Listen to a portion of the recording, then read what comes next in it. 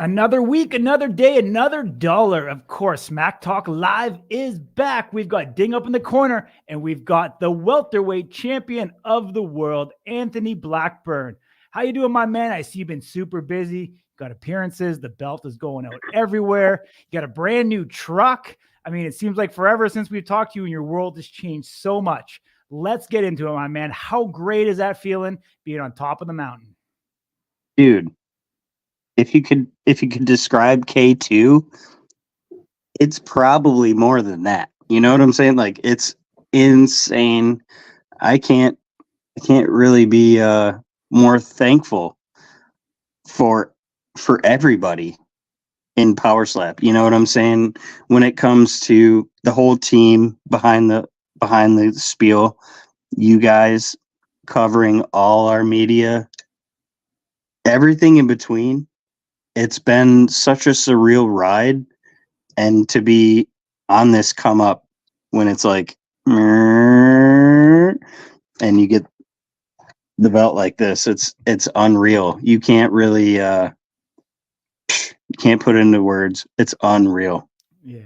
I know when they raised your hand, you were in disbelief. You couldn't believe yourself up there on stage. I'm sure it took a little while for it to sink in and for you to really cherish that moment and how great it truly was. But did you think that the fanfare, the outreach, the love and support from your friends and family, and even people you probably haven't spoke to in years reaching out to you ever since, did you ever think that you would have that much support behind you? It was really, mind-blowing to have that much support at Power Slap 8. You could see the whole section of the crowd that was my family and friends, and it was unreal.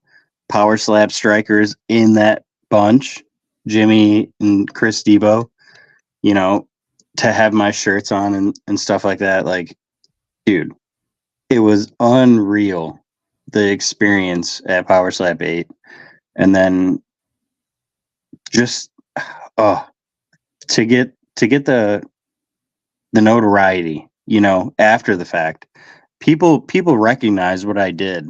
You know what I'm saying? Like, it wasn't just fans, it was strikers. To see that, hey man, I had so many people say, hey man, you won that belt.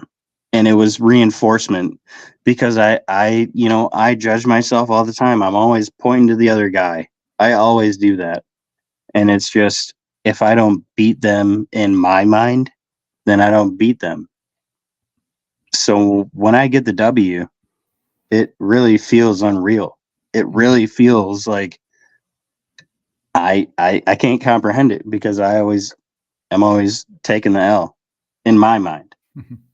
Yeah. I mean, you know what? In a lot of ways, you kind of manifested this. I know you took some steps in advance to kind of take yourself as an entrepreneur, to get your store up for merch.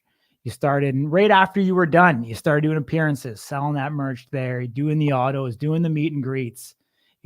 How is it for you to kind of transition? I mean, at one point from, a pizza maker to being unemployed, to be an entrepreneur with that belt on your shoulder, were you ready for it all? It's a tough transition. I would say that, like, there's not much experience that I could take into this. So it's all new. I'm taking this thing on tour, and I'm boasting because I need to be. I'm a undefeated Power Slap striker, champion of the welterweight division. I should be, having the biggest head in the world, but me as a person, it's really not who I am. So this transition, it's tough, but I'm trying to make my way into having that role, like on my shoulders, and trying to make the transition is tough, but I'm trying to make it work, and the work is being put in. We'll see what happens. Awesome, man. I mean, I'm going to tell a story. I mean, I'm sure he won't mind me telling this story. I didn't ask him, but one Don Jacobs, who's a friend and family of this show, a friend and family of yours, he told me a story that you drove 3+ hours to go up there, hang out with him, sign some stuff for him, and just be a cool dude. Like, come on, man. I don't know that many people that would get in a vehicle and drive 3+ hours to go hang out with, the super fan. Like, about that, and how humbling that is for you. Here's my thing is, him being a Michigan man, there's no doubt in my mind. Like, I would send it to anybody in Michigan to sign some memorabilia, and for you to have this. If you think about this is a step in history of Power Slap, dude. I'm going to be the first welterweight to defend my title. I'm going to be a staple in this sport. And I'm from Michigan, the state that looks like a mitten. You hold the hand up, and I'm from here where I'm connecting. Right on one, the army is forming. And I just can't be ecstatic enough, and I have to formulate this plan and plan this out and make this happen, because this movement, this slap movement, is going to take off, and I'm going to be one of the forerunners of a big movement. This right on one army is bigger than just me. This is when Power Slap really takes off, and these strikers really start figuring out what the techniques are. This right on one is going to evolve, and you're going to see, and you're seeing it already. More and more strikers are going right on one. You're seeing Brandon Bordeaux knocked out, season 3 competition. Oh, you still there, Ryan? It's gonna be a problem. Right on one or left on. I'm not gonna say left on one because I'm not left-handed, but right on one.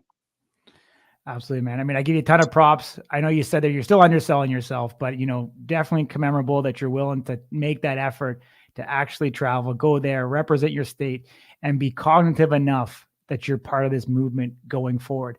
It was actually interesting that you talked about it, because I never thought about it, but as you talked about defending the welterweight champion, I didn't actually realize that was a thing. There hasn't been a champion in Power Slap that has successfully defended it in their second match. So definitely, I appreciate you bringing that insight and that knowledge, because it was something that I didn't think about up until this point. Do you think man? I've had so many firsts in the sport, Corey. It's been the first buzzer beater knockout that'll probably never be done again because they changed the rules, right?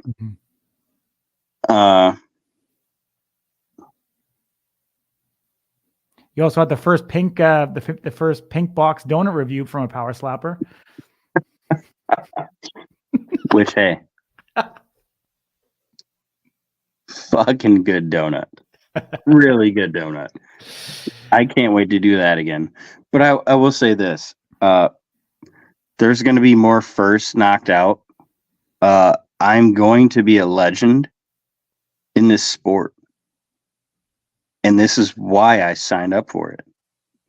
There's nothing in my brain and my being that tells me that anybody is going to show me something I haven't seen.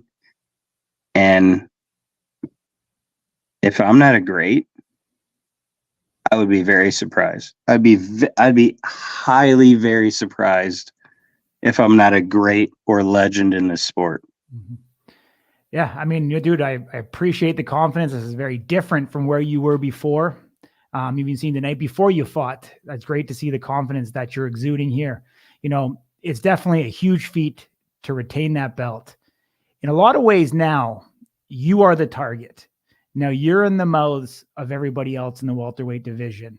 I'm sure you're hearing some of the critics as well from fellow strikers within the division. Do you feel like now it's a different gear, it's a different game? Do you feel like the new chapter is evolving to stay up on top is going to be either just as hard or even harder than it was to get there in the first place?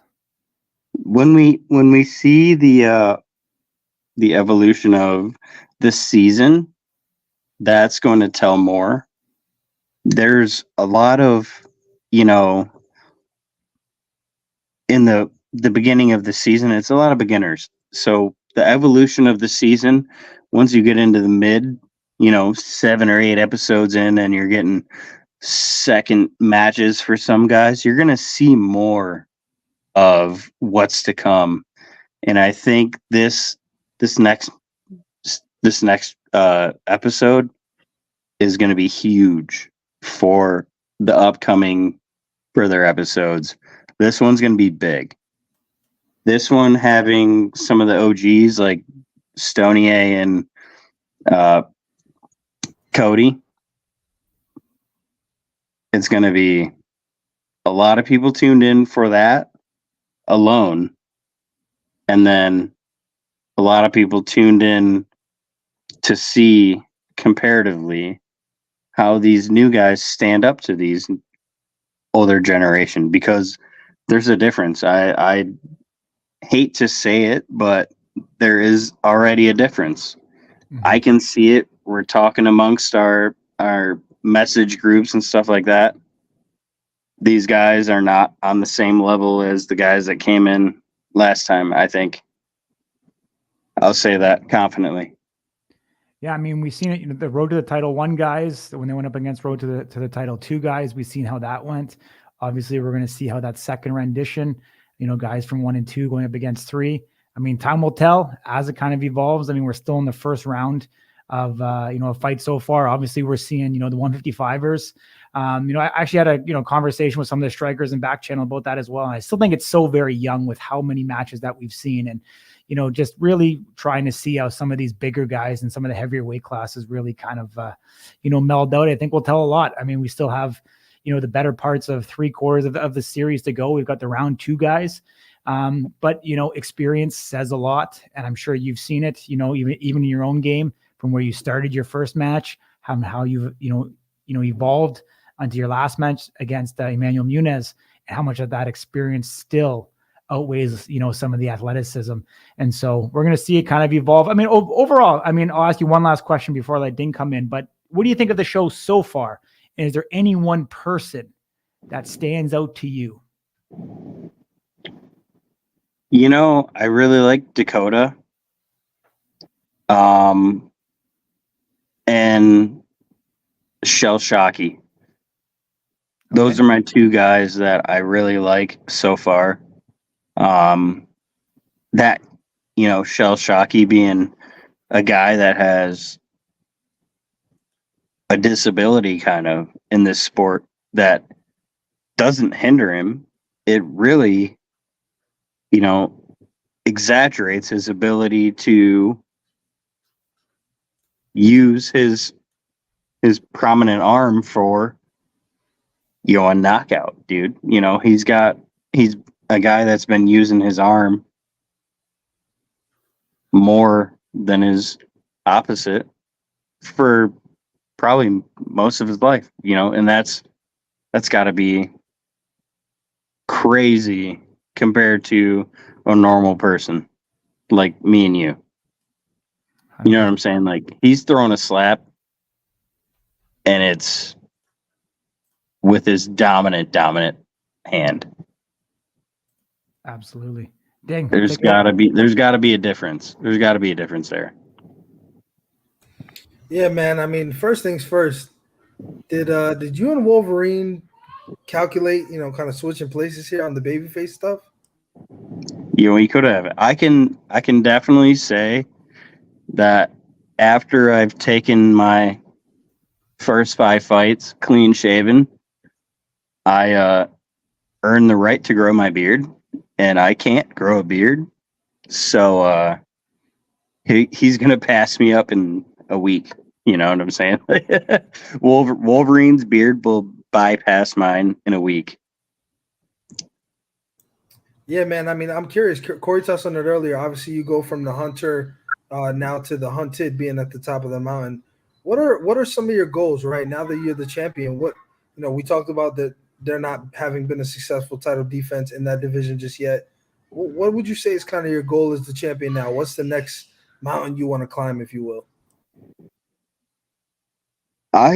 It's fucking hard because seeing as I not really ran through, but I stepped through the division. Me and Manny definitely were tight. We could run that back. We could run that back, and I feel like the same outcome would happen. I'm hitting him harder than he's hitting me. If we go 5 rounds, he's going to have more damage. As far as it goes with someone like deeper in the rankings, KO Chris, he's been asking for, fights with Manny and me, scraping. But I want to see him against someone up and coming in the rankings, someone below the 5, Debo, maybe Zane, Frost. I don't want to see him against Frost. I believe they fought before. Provost, maybe, but there's only a couple few guys I want to see him against, and that's going to gauge what's next, because it's me, then Manny, then Chris, who's really stepping up. They haven't really had many matches, but who's really stepping up in that welterweight division to stand out right now. What about Jules Scott? You haven't brought his name up. I'd take him on. He doesn't really like what he's going through right now, and it sucks for him. I know it's gotta suck. He doesn't really like where he's at. He's getting the brunt of being kind of the top of the division, but he's like fouls and fucking other bullshit. So people are not really seeing him as a top contender. I see him as a top contender for sure. He's top 3. But what do you think makes the most sense for you next? I know you're saying a lot of the things that you're willing to do as we expect, especially just based on your personality and you being the champ. But what do you think makes the most logical sense given what happened on June 28th, for your next appearance or your next fight? I'd really, really, really like for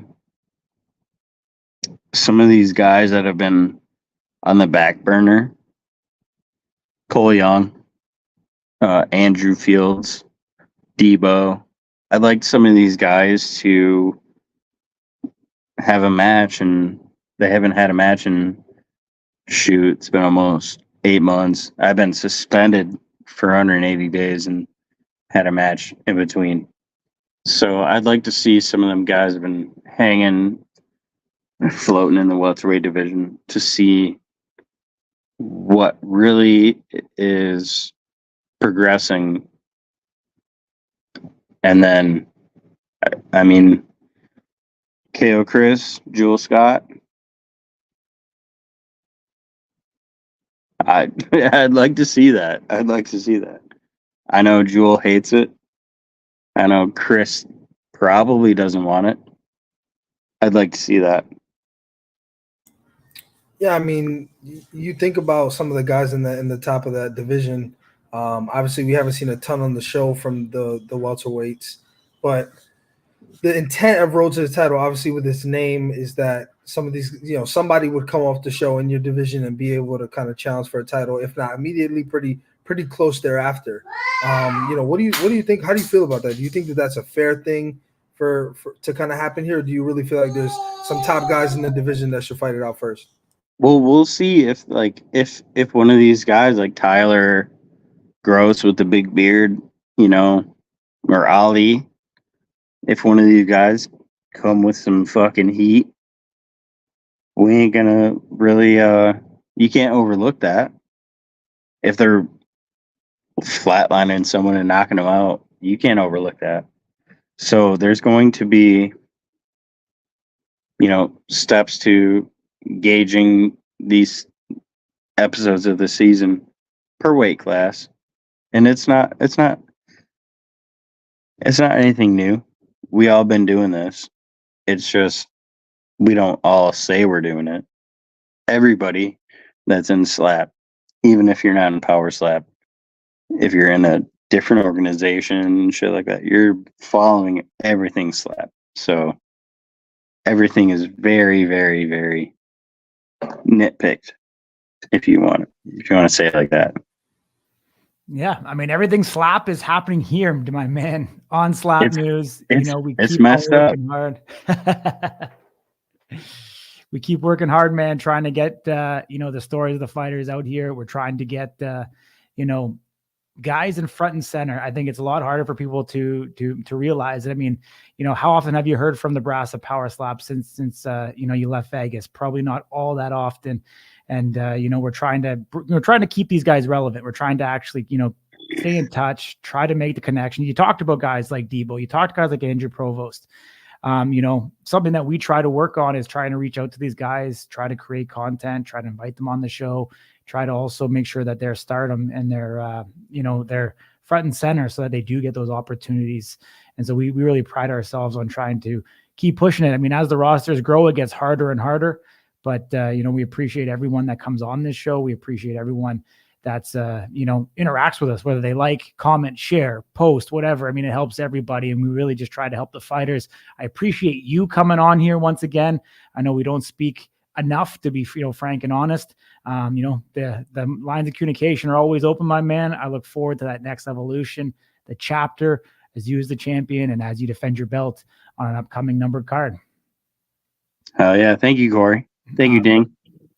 Appreciate you, man. Much love. Appreciate you guys. All right. There we go, Ding. We talked to the welterweight champion, babyface Anthony Blackburn. Great to catch up with him.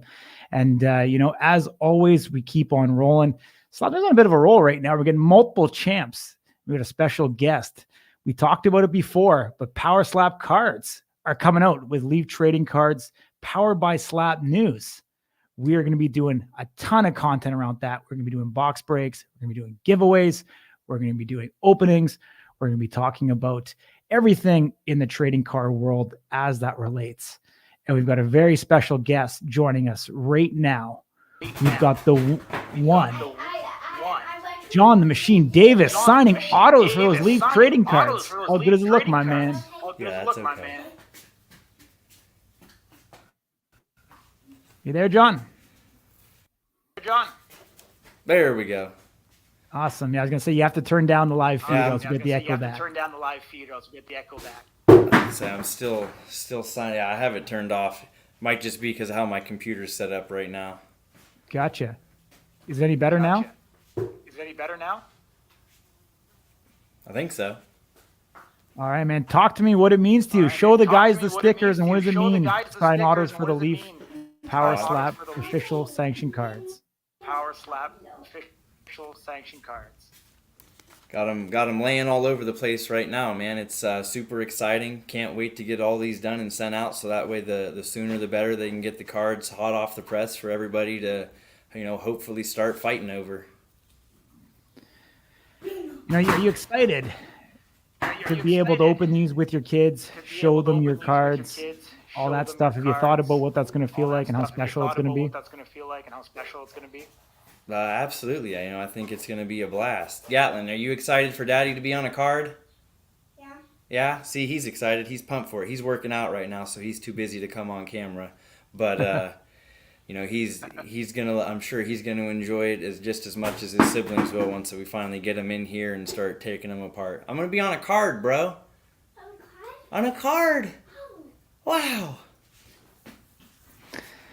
That's amazing, man. I mean, you know what, dude? It doesn't happen to many people that's the case, and I'm sure it's going to be a real fun time for you when you're able to see that through. Obviously, your reign on the top of the middleweight division has been longer than any of the original champs from Power Slap #1.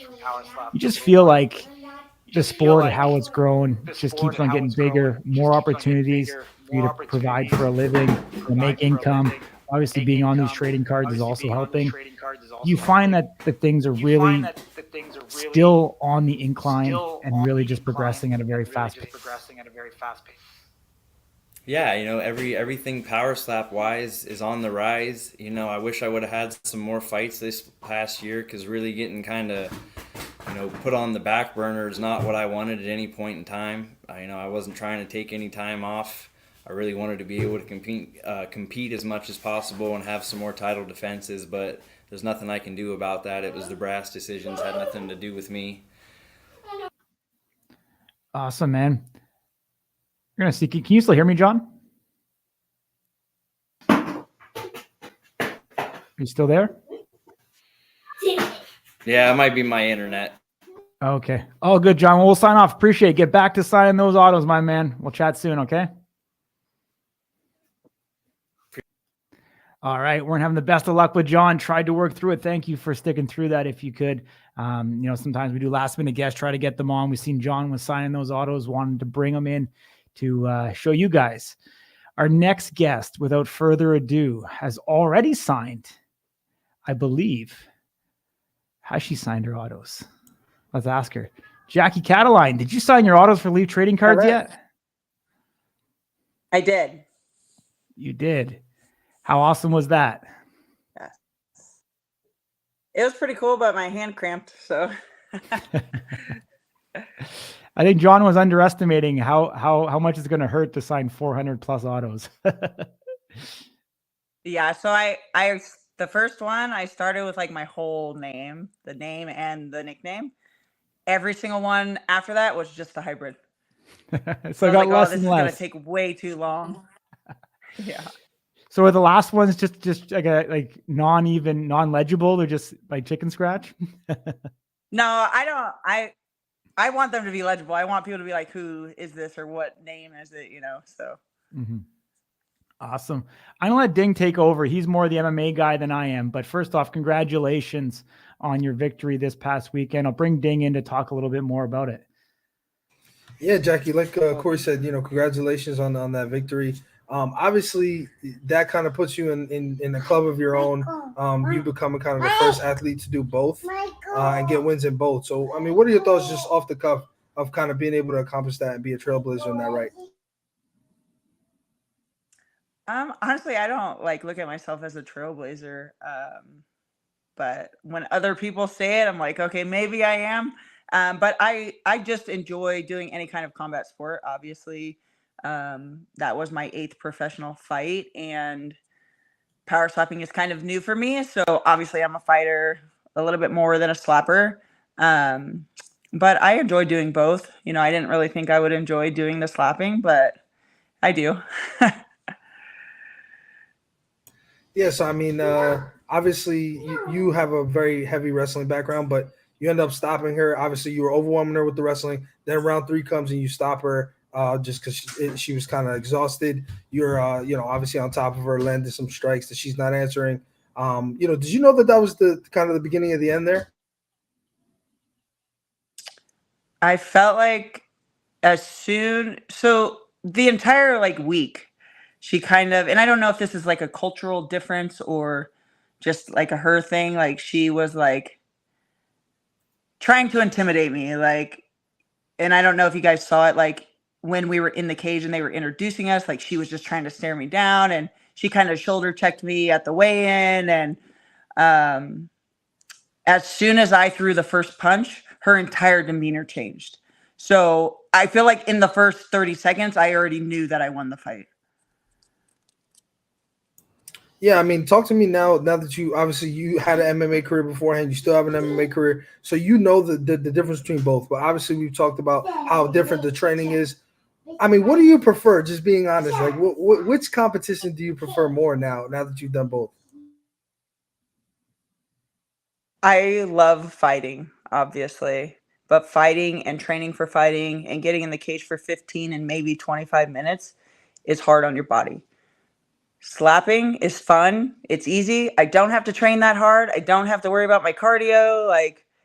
I enjoy the slapping, the atmosphere, just the whole entire thing that he puts together is just funner than fighting. Fighting is like a grind. It's even the week of, everybody's cutting weight and grouchy and nobody talks to each other, and slapping is just totally different.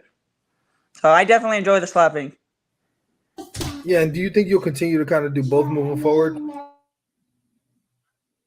Yeah, my goal is to go to the UFC, and they've known that since day one. The only reason that I said that I would do slapping was because Dana White owned slapping, and it was a good business move in regards to getting in front of him for any sport, for any reason.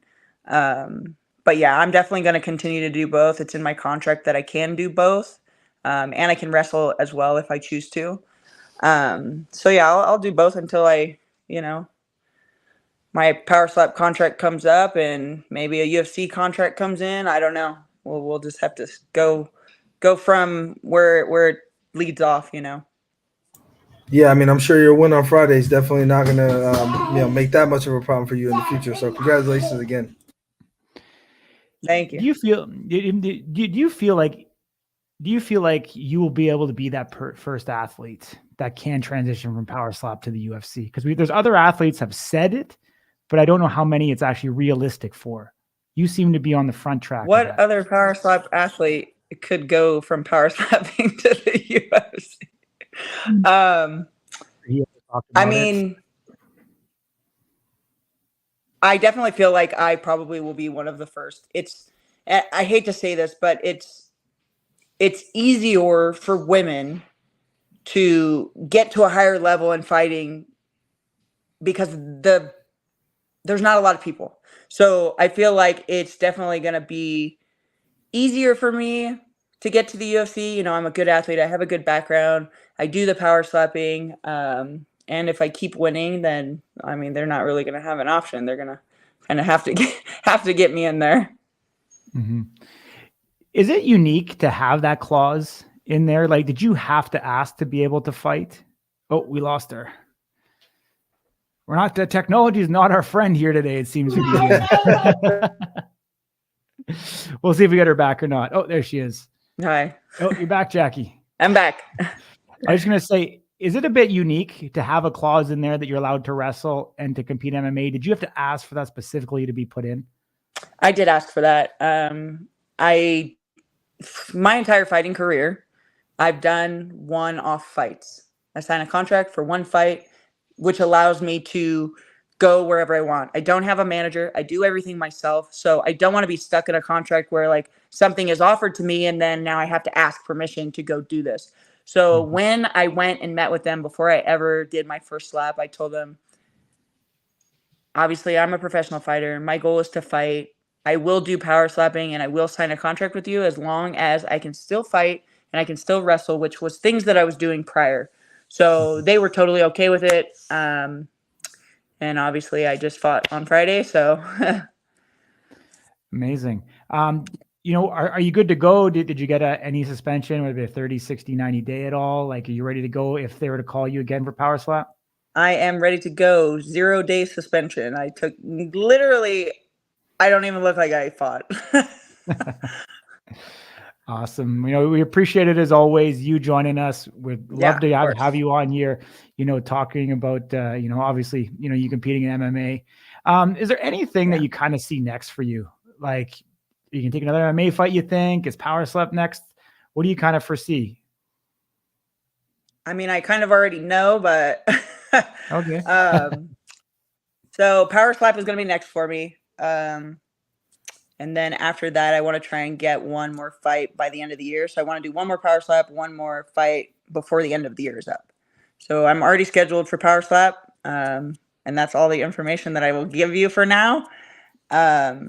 But yeah, hopefully one more of each before 2025.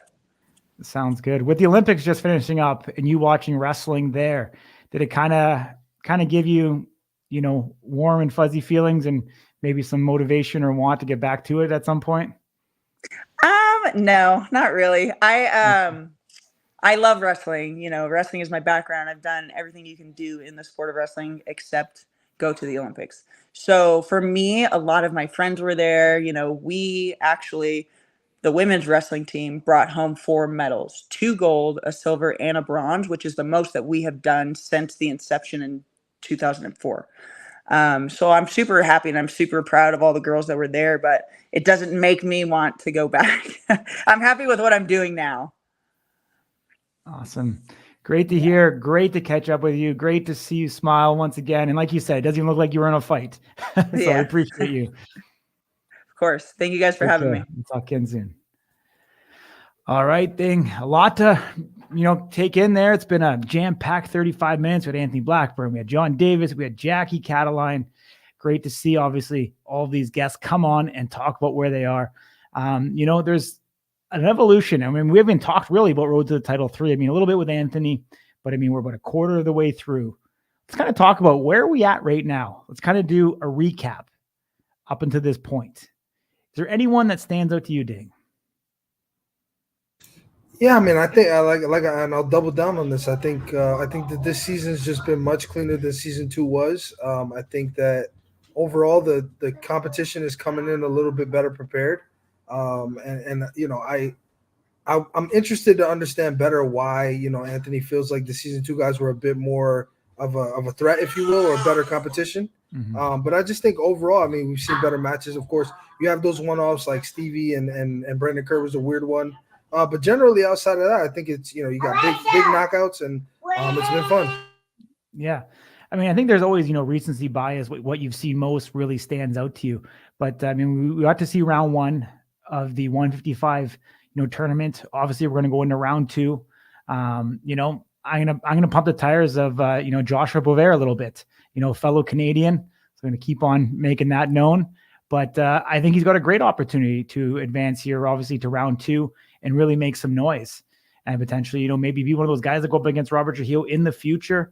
I think his performance was, phenomenal all the way back to, the first episode. It's great to see these guys. I mean, we have him. We've got, King DeFrank, also who had a good KO victory in that first episode. So looking forward to seeing the second round of this. I know we're getting into some of the heavier guys here. Not sure when we're going to get back. Obviously, in round 2, we're probably going to see all of round 1 fights. We know these guys now had to fight in to get into the house. Now they're officially going to be there, and we're going to see. We haven't seen a lot of the in-house stuff yet, really, with 3 fights in 30-ish minutes. They're kind of given 10 minutes per fight. We see a lot even on our show and even during the live, the comments. People are just saying that 30 minutes isn't enough time to produce this out. I mean, I'd echo it, and I'm sure you're the same way, Ding. Wouldn't you like this to be 40, 45, 50 minutes long? Because it really feels like there is enough meat on that bone to be able to extend this out. Wouldn't you agree? Yeah, 100%. I think, we've seen longer episodes in the past and it was fun. And again, we talked about it like last week with a guy like Azael. That whole image was only even a thing because of the fact that there was more shown of him, behind the scenes. So I completely agree.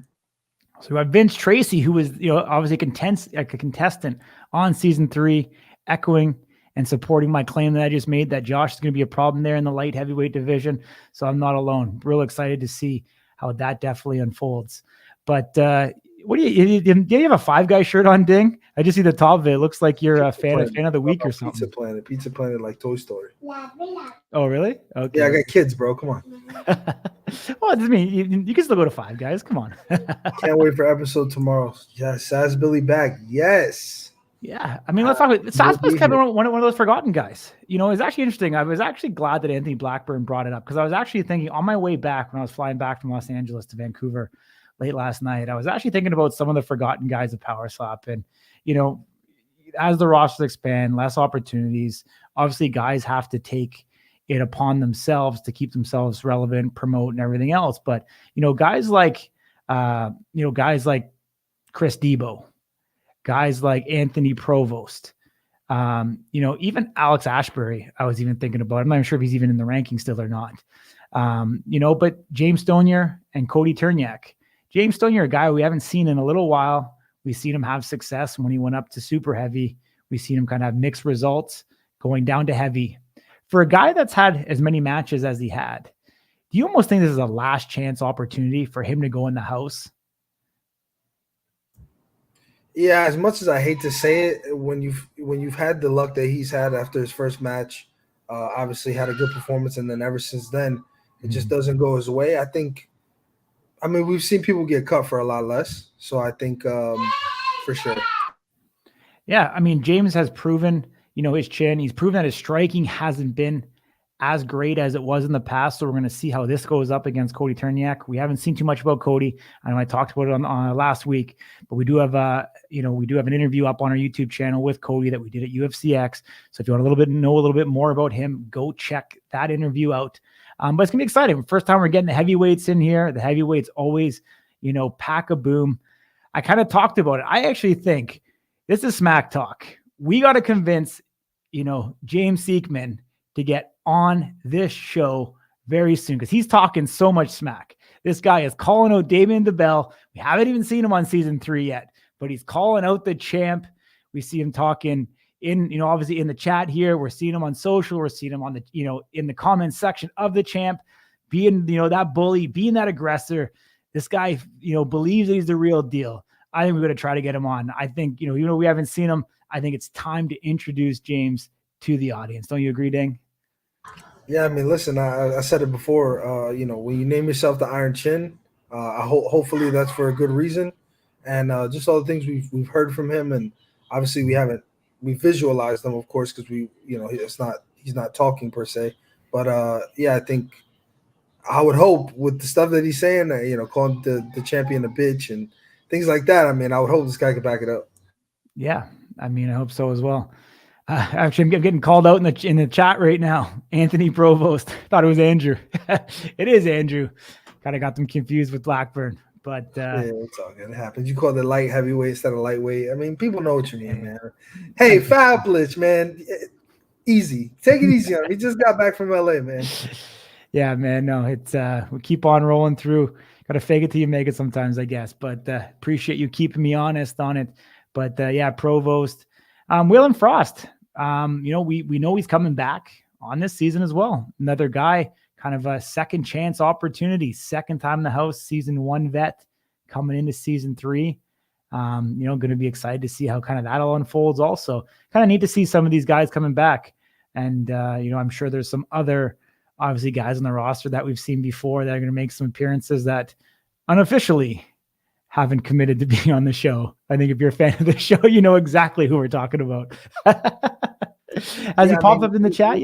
No, he has not. But we've teased a bunch of different stuff. One of the things that Corey and I will do for you guys is we'll go through some of the promos and the trailers. Now that we have some familiarization with the names and the faces of the strikers, we'll go through the promos and the trailers, and we'll Corey recommended you watch it in 0.25.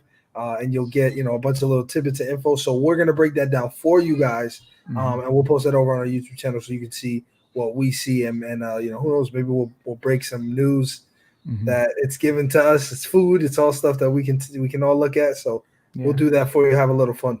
Yeah. I mean, bringing up, we had Darius there as well. I mean, Power Slap even gives away that, one Alan Klingbeil is going to be on there. Like, it's kind of like, Last Chance U on Netflix. Is this kind of that thing? It's, last chance for these guys coming into the show. You got that young, fresh blood. Can you compete for another rebirth to try to get back up in the ranks? Or is this the end of the road? Kind of feels that way in some ways, because we're seeing these guys come in that are kind of in that, just outside of the top 5, the guys in the bottom half of the rankings. Kind of feels like these are the opportunities for these guys. So there's definitely a lot at stake. I think it's going to make everyone tune in to be able to watch that, because, I mean, if you're a fan of James Stonier and want to see him back and the intensity that he brings, you're going to have to find out, because it's kind of a win and move on opportunity for him. So pretty excited to see that. What's up, Ding? Why is Klingbeil in season 3? See, there just maybe give the light heavyweights an extremely difficult challenge to really prove themselves. Your guess is as good as ours, man, but I do think Klingbeil is one of those guys that a lot of potential. The biggest question is his chin. I mean, he packs quite a bit of a strike. It's just whether or not he can sit up there and take them. Again, you add these guys in the mix that have been there before. I think that it adds a new layer of excitement and some interest. Because not everybody's new. So you have some guys who have those skills and those techniques already ironed out, and it brings back a little nostalgia. When Waylon Frost's last fight was on the undercard, so you never actually saw it live. You may forget about the guy. see him on the show, have an emphatic performance, you'll remember who he is very quickly. Yeah, I mean, I think in a lot of ways, I think Alan Klingbeil's kind of in a weird spot in his career, to be honest. What kind of matches make sense for him at light heavy? He's a guy that, had a lot of potential when he took out Vern Cathy. I think his stardom kind of got a little bit ahead of him. Obviously, we've seen, kind of decline back. We see Austin Turpin slightly ahead of him in the ranks right now. I don't think it makes a lot of sense for them to go up against each other. Blakely is, I think, number 4.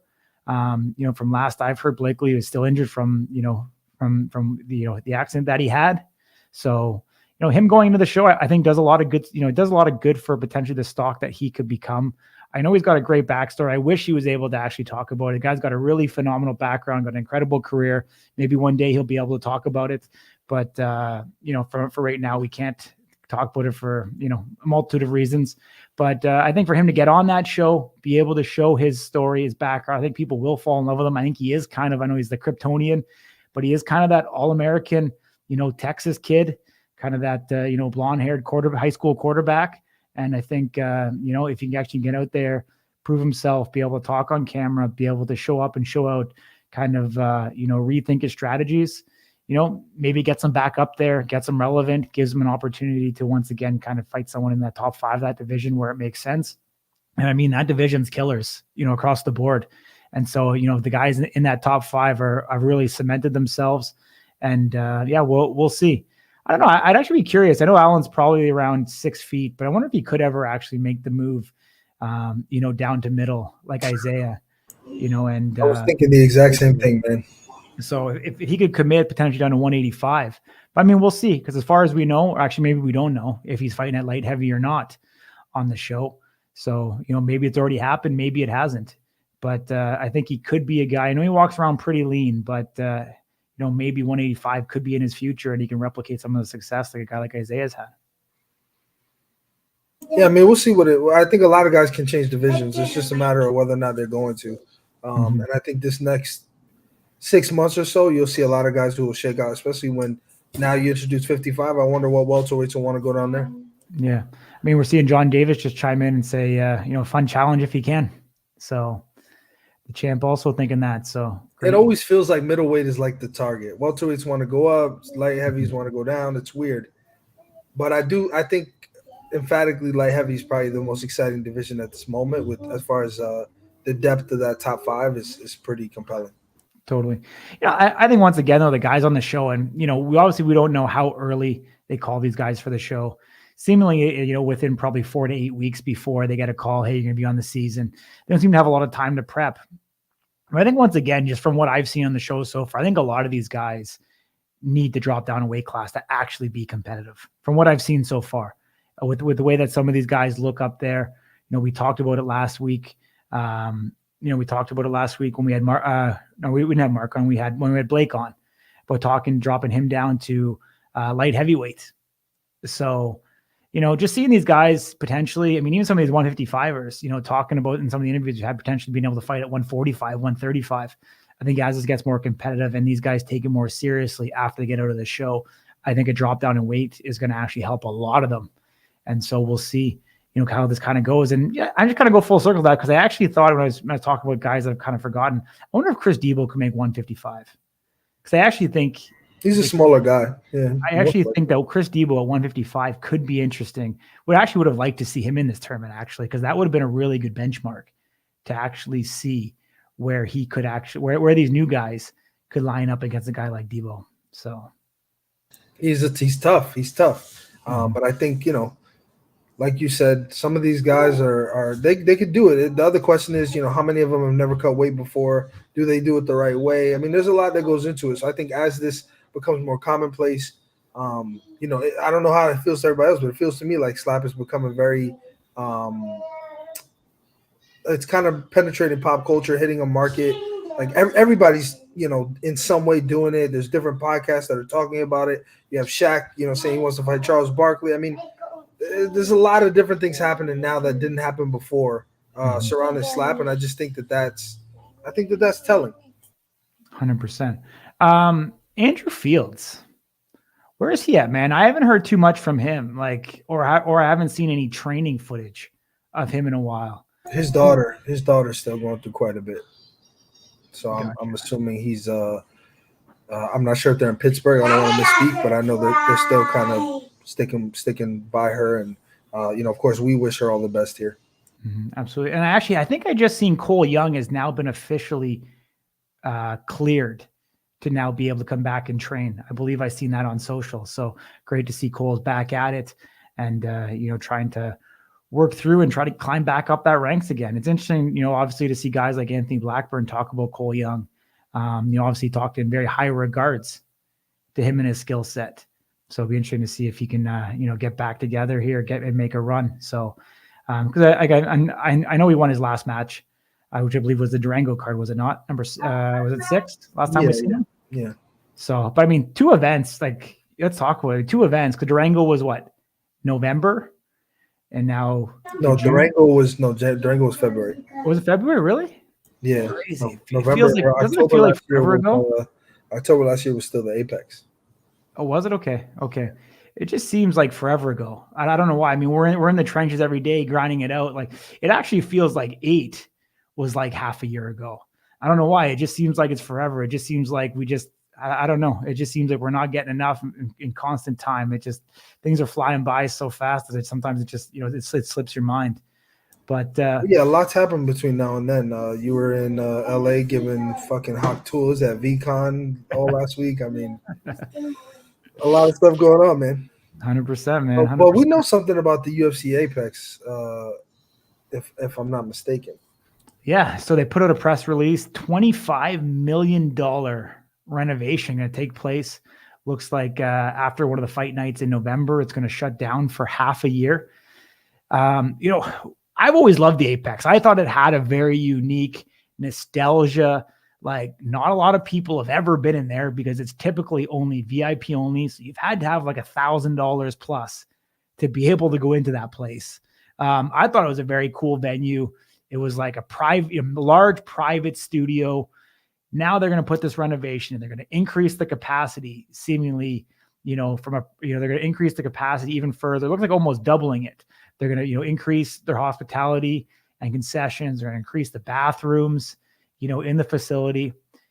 I wonder how that's going to play in a slap. Dana talked about, and he probably knew this in the back, that the fight nights for the UFC, he talked about wanting to travel them more in 2025. He probably knew that the renovation was coming before it was officially announced. So it makes a lot of sense. But what does that mean for the future of Power Slap? We've seen Power Slap go to the Durango. Then we've seen it go to a bigger venue, around 3,000 people in Fontainebleau.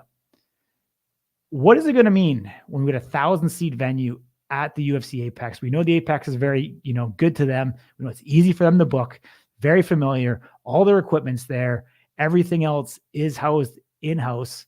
They don't have to pay rent. Do we see this kind of foreshadowing that we're going to see Power Slap back at the Apex? Or is it outgrown that already, and it's going to be in the likes of Fontainebleau of the 3,000 seat range? Or is it going to be going overseas? Is it going to be going to other states? How do we kind of see this play out as it goes into 2025? I think there's a couple pieces to this. The first is that Justin Bernard, a little Easter egg for people who've been watching a while, he has in the past. Justin Bernard's introduced, the venue as the Power Slap Arena. In the past, he said that. So who's to say that, half of it isn't turned into kind of the home of slap, if you will. And we've talked about it before, right? Where you have that pay-per-view model, which is that premium live event, versus that fight night model, which is sort of the the lower tier or the less loaded kind of MMA fighting product of the UFC. At some stage, Power Slap has to figure out some way to do that in while also maintaining the road to the title, which is equivalent to the UFC's Ultimate Fighter. So how do you do that? I think the UFC Apex is a perfect place to be able to host, lesser premium live events for Power Slap. So you kind of think it becomes a fight night model for Power Slap? Yeah, I mean, I don't think that's all they use it for. I don't think that's why they're doing the renovation, but I do believe being able to separate that so you don't have to continue to turn over the Apex so often, especially, like before COVID, fight night, nothing happened at the Apex. The Apex wasn't for those kind of fights. It was for Contender Series, the Ultimate Fighter. fight nights never happen at the Apex, and I think so. You'll eventually see them get phased out again, and yeah, I just think it makes sense. Power Slap has to do more events, but I don't think numbered cards are going to be so feasible. And I don't think that you really want to do a numbered card in the Apex anymore. I think you need to create an additional product that is a little lower tier. It's not as, exciting. Doesn't have as many big names on it, but it's still an event that people can go see, live, and it'll have good production value as well. Yeah, I mean, I think the economics of it make a lot of sense. The Fertitas, are kind of putting pressure on Dana and Frank to put on more events. So I think that's great. I think it makes a lot of sense as the roster grows. We talked about, limited opportunities for the fighters to be able to get on those number cards. You talk about a guy like Chris Debo hasn't had a fight in a while, but it's like, how do you get him on a fight when you have 8 or even, 11 with tape fights on a numbered event? So how do you get those guys from, 6 through 10 or guys that aren't even ranked, that have fallen out of the ranks? How do you get them fights? How do you keep them busy? And I think this is one way to do it. I think it makes a lot of sense. As you said, now we're seeing Road to the Title season 2 coming in this calendar year.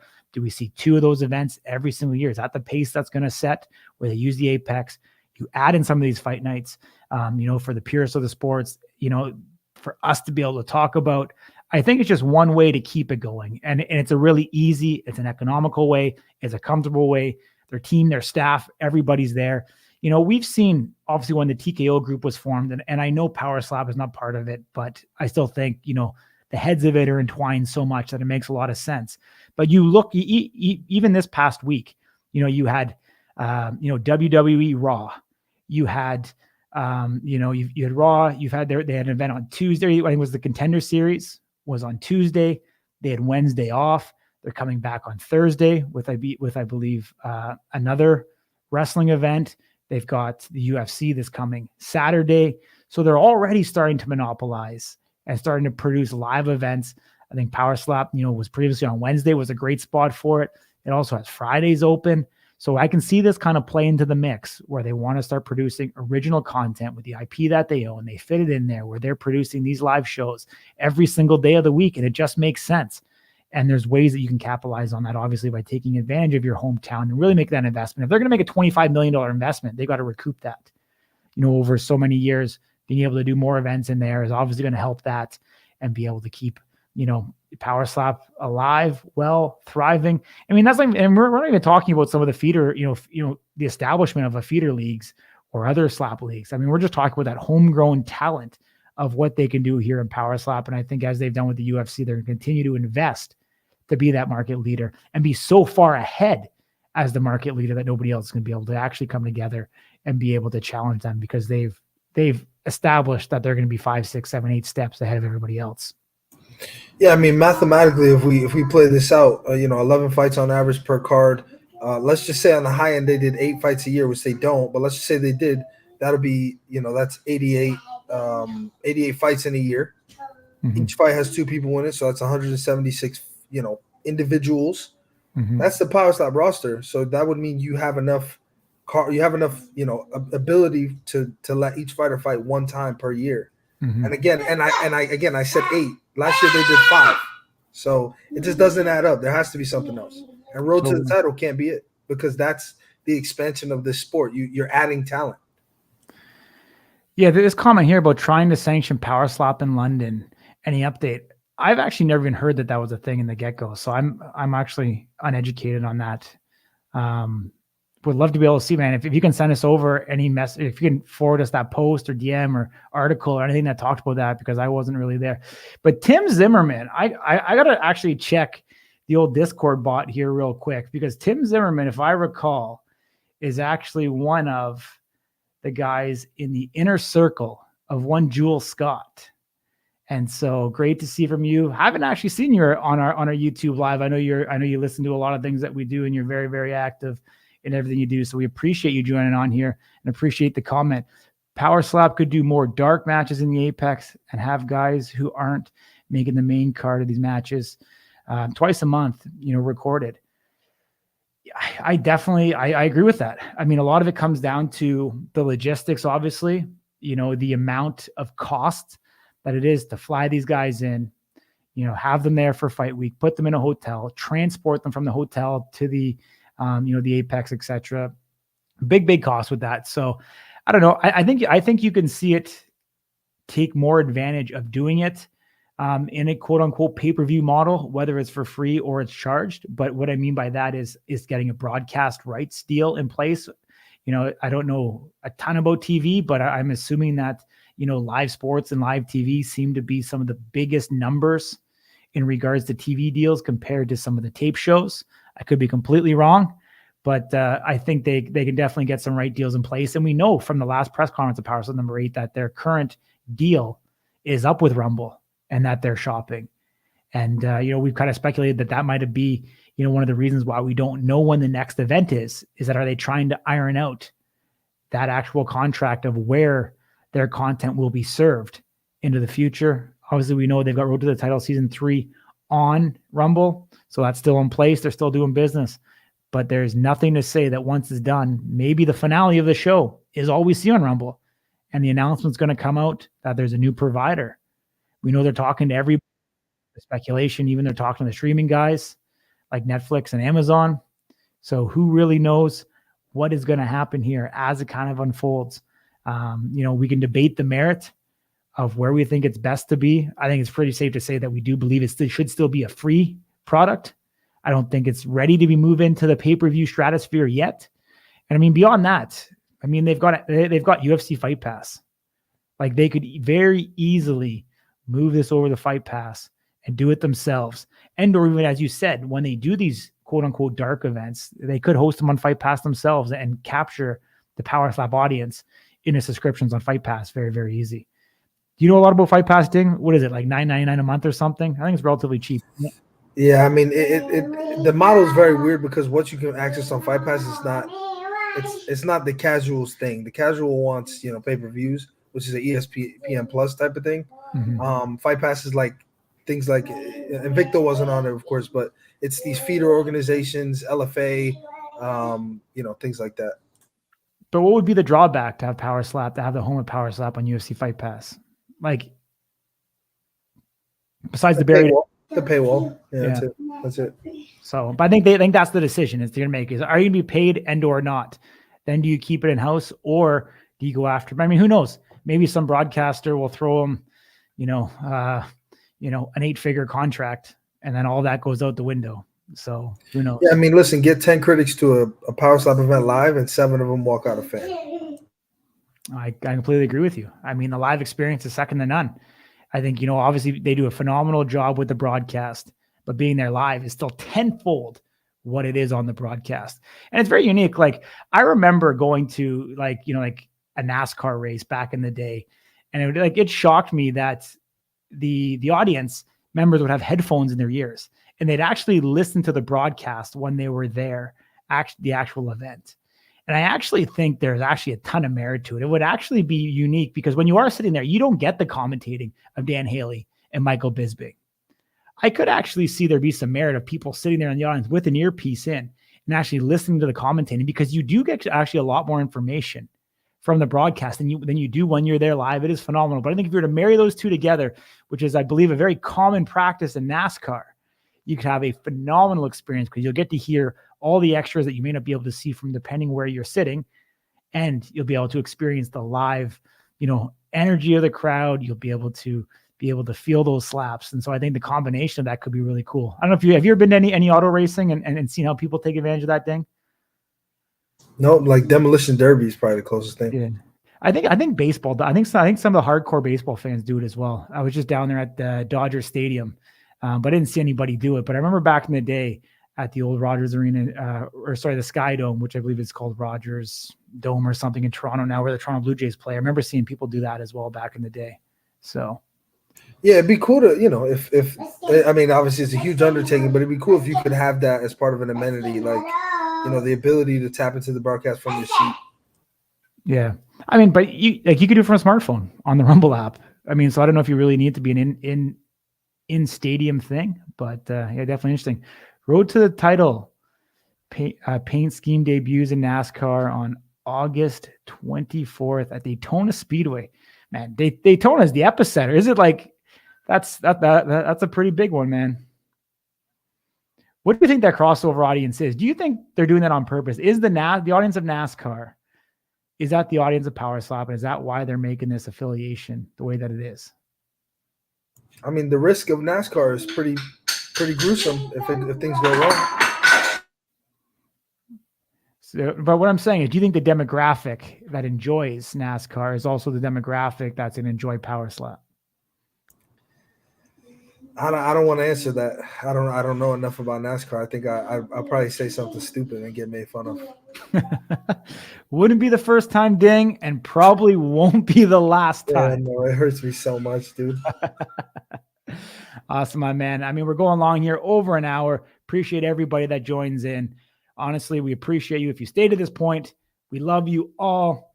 I'm sure you're already subscribing. You got that notification bell. Leave us a comment as always. We appreciate you. Our DM is always there. Everyone who shows us love on any social platform, whether it be Facebook, Instagram, TikTok, Twitter, which is now X, or here on YouTube.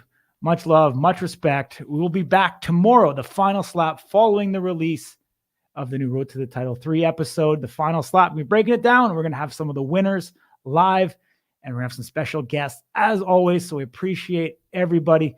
Much love. Take care, and we'll do it all again tomorrow.